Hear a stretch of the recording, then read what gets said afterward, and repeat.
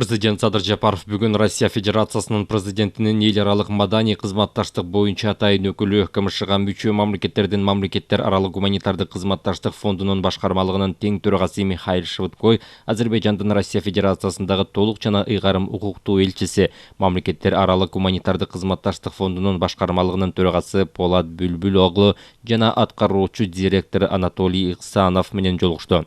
Мамлекет башчысы мамлекеттер аралық гуманитардық қызматташтық фондунун башкармалыгынын алкагында КМШ-га мүчө мамлекеттердин шериктештикке кирген өлкөлөрдүн маданият аралык байланыштарын чыңдоо боюнча активдүү иш алып барылып жатканын белгиледи.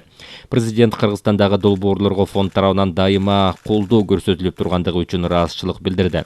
Садыр Жапаров белгилегендей, фонд тарабынан жыл сайын 25 миллион рубльдан ашык суммага кошумча каржылоодо орто эсеп менен 5-6 долбоор колдоого алынат.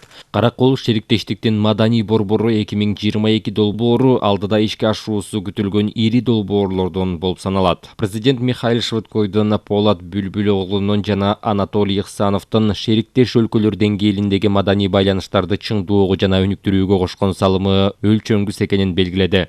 Садыр Жапаров Михаил Швыдкойду тыныштык, достук жана элдер арасындагы кызматташтыкты чыңдоого кошкон зор салымы, улуттук маданияттарды жакындатуу жана өз ара байытуу боюнча активдүү ишмердүүлүгү, мамлекеттер ортосундагы достук мамиленин бекемдегени үчүн Данакер ордени менен сыйлады.